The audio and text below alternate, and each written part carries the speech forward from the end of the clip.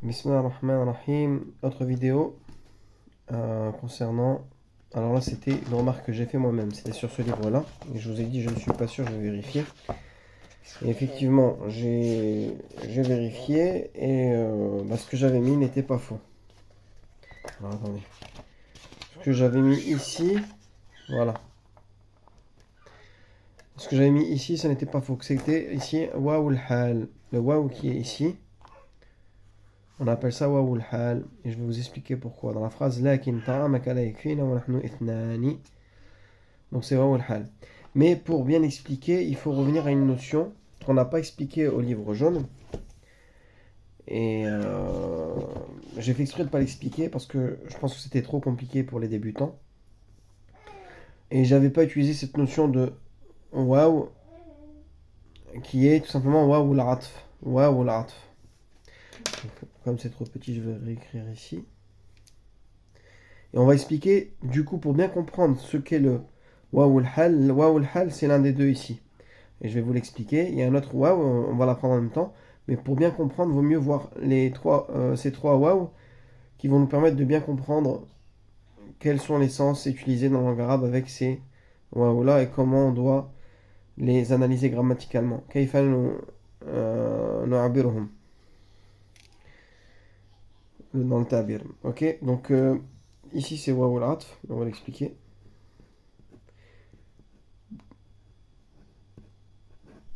Waouh al-atf. Alors, dans le livre jaune, je parlais souvent de mubtada awwal ou de fa'il awwal et de fa'il thani. Or, cette expression-là, je l'ai utilisée juste pour simplifier pour les élèves, pour pas qu'ils s'embrouillent avec ça. Mais j'en avais parlé brièvement, mais j'ai dit qu'on verrait ça plus tard. J'avais dit que c'était waouh al-atf.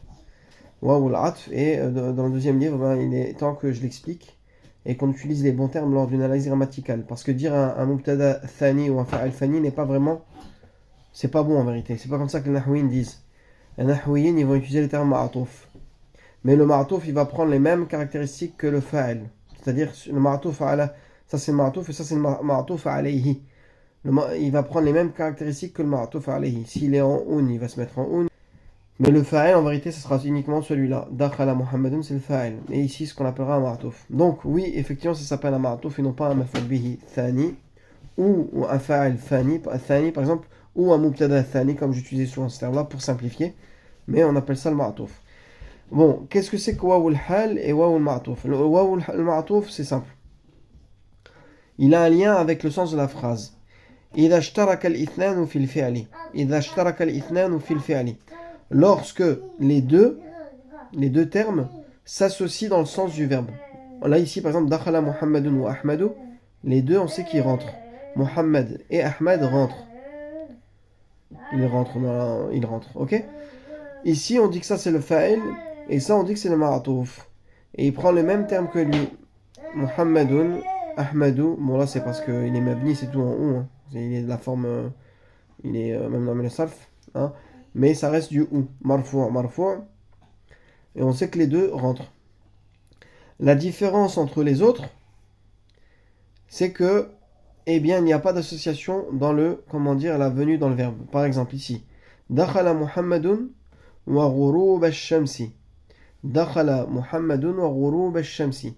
Et ici, regardez. Dakhala Muhammadun wa ghurub ash-shamsi qaribun. Dakhala Muhammadun wa ghurub ash-shamsi qaribun. Donc ici. Wa ghurub ash-shamsi qaribun. Et ici, wa ghuruba. Alors c'est simple, on va pas tourner autour du pot. Ici, on a waouh al-ma'iyya, on appelle ça waouh al-ma'iyya. Et ici, on a waouh al-hal. Le waouh al-hal, il est ici. Et cette phrase-là, elle est comparable à notre phrase du texte. Mais on va expliquer ce que c'est waouh al-ma'iyya. Donc, waouh al-atf, j'avais expliqué que les deux termes qui viennent entre chaque autour du terme wa et, eh bien, ils ont un lien avec le verbe dakhala. Mais ici, on ne peut pas dire, par exemple, que Mohammed est rentré et ghurub ash-shamsi, c'est le coucher du soleil. Et le coucher du soleil avec. Le coucher du soleil ne peut pas rentrer. Donc, comme il ne peut pas rentrer, hein, eh bien, forcément, c'est ce qu'on appelle un waouh ma'iyya. C'est dans le sens, Mohammed est rentré avec le coucher du soleil, en même temps que le coucher du soleil. C'est pour ça qu'on va utiliser le terme avec, ma'a. C'est pour ça qu'on dit c'est waouh ma'iyya. Waouh ma'iyya, je l'écris ici. Waouh ma'iyya. Waouh ma'iyya. Ok, je sais pas s'il y a un terme monobouta ou pas, je vérifierai. Waouh ma'iyya. Donc, dakhala Muhammadun wa ghurub ash-shamsi. Et ça, c'est ce qu'on appelle, ce terme-là, on appelle maf'oul ma'ahu. Maf'oul ma'ahu.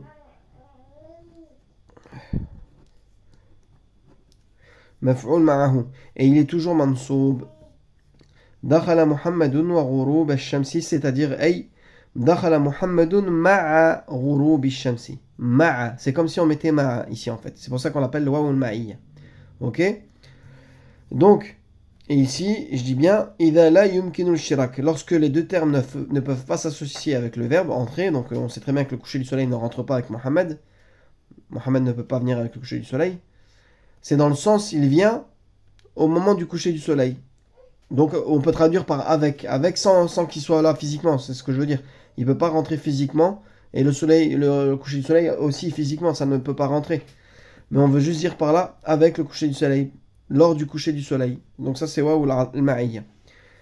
Et donc là, quand c'est possible d'associer les deux termes au verbe, et là quand c'est impossible, on appelle ça waouh al-ma'iyya.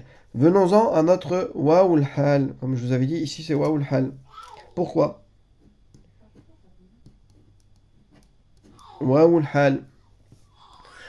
Tout simplement parce que après waouh al-hal, on doit avoir jumlatun tasifu hala ma qablaha. Bon, il y en a qui disent que c'est une jumla ismiya, mais il y a des cas où c'est pas vraiment une jumla ismiya, ça peut être une jumla fi'liya aussi. Donc je préfère mettre jumla tout simplement. Lorsqu'on a une phrase qui décrit l'état de ce qu'il y a avant. Lorsqu'on a une phrase qui décrit l'état de ce qu'il y a avant, c'est-à-dire cette phrase-là. Mohammed est rentré, et alors que, tandis que le coucher du soleil est proche. C'est-à-dire cette phrase-là, elle décrit une scène qui est avant ça. Avant ma qablaha, c'est-à-dire avant ce waouh-là. Pendant cette scène, ça peut être pendant ou même avant cette scène-là. Mohammed rentre alors que le soleil, que le coucher du soleil est proche. Ok? Donc voilà, dakhala Muhammadun wa ghurubu shamsi qaribun. Dakhala Muhammadun wa ghurubu shamsi qaribun. C'est ce qu'on appelle waouh al-hal parce qu'on a une phrase qui décrit ce qu'il y a, l'état de ce qu'il y a avant. Et cette phrase-là, on va dire toute cette phrase-là, elle est mabni, fi mahalli, elle est fi mahalli nasbil hal, fi mahalli nasbil hal. Elle est dans l'état, en fait, j'ai utilisé souvent cette phrase-là, elle est dans l'état du nasb, c'est-à-dire on doit le mettre en 1 en vérité, en 1, à cause du fait que c'est le hal, elle écrit l'état de ce qu'il y a avant le waouh. Ok, j'espère que c'est clair. Donc, dakhala Muhammadun wa Ahmadu, c'est ce qu'on appelle waouh al-atf. Derrière, c'est ce qu'on appelle ma'touf. On ne dira plus le terme de fa'il thani, par exemple, deuxième sujet, ou le terme de deuxième maf'ul bihi, deuxième COD, etc. J'avais expliqué ça de cette manière-là, mais c'était plus simple pour comprendre. Maintenant, il faut utiliser les termes officiels. Même si dans le sens, on sait que en fait, ils sont en même temps sujets. En français, on va comprendre que Mohammed et Ahmed, ce sont les sujets de dakhala. Mais en arabe, on va dire ma'touf. Donc, waouh al-atf, c'est ça. Ensuite, waouh al-ma'iyya, c'est parce que les termes ici, ils ne peuvent pas être associés au verbe. Ce terme-là, ils ne peuvent pas être associés au verbe. Donc, ici, ce sera forcément Mohammed est rentré pendant le coucher, c'est-à-dire avec le coucher du soleil. Et ici, waouh al-hal. Ici, c'est une phrase complète qui vient décrire ce qu'il y a avant le waouh. Hein? Et ici, c'est dakhala Muhammadun wa ghurubu shamsi qaribun. Dakhala Muhammadun, Muhammad rentre alors que le coucher du soleil est proche. On reprend notre phrase ici dans le cours. C'est pareil. Lakin ta'amaka la yakfina. Donc on a une phrase ici. Wa nahnu ithnan. Mais ta nourriture ne nous suffit pas. Wa nahnu ithnan. On a bien une phrase complète. Nahnu, un mubtada, un khabar. Nous sommes deux. alors que nous sommes deux. Cette phrase-là, c'est ce qu'on appelle hal. Ça, c'est waouh hal. Cette phrase-là, elle vient décrire ce qu'il y a avant le waouh, pendant que, c'est-à-dire ici. Lakin, mais ta nourriture ne nous suffit pas alors que nous sommes deux. Ils sont deux avant même que la nourriture ne suffit pas. C'est pour ça qu'on traduit comme ça. Bon, dans le texte, elle a pas expliqué tout ça, la professeure, ou le professeur, je sais même plus si c'est une femme ou un homme. Mais si on veut comprendre vraiment ce que c'est dans le Nahou, ça c'est ce qu'on appelle Waoul Hal. Voilà, donc j'aurais fait le petit éclaircissement par rapport à ça. Et je serais revenu sur les livres jaunes par rapport à l'histoire de Maf'ul bihi, Thani, Fa'al Thani, etc. Mubtada Thani, etc. Toujours j'utilisais deuxième, c'était plus simple pour comprendre. Mais maintenant, en fait, à chaque fois qu'il y aura des termes rajoutés, on saura que c'est wa ou l'atf. Et le terme après, c'est le ma'touf. Voilà, j'espère que ça aura été clair. N'hésitez pas, si vous avez des questions, mettez-le en commentaire. Qu'Allah nous facilite à tous. Wassalamu alaikum.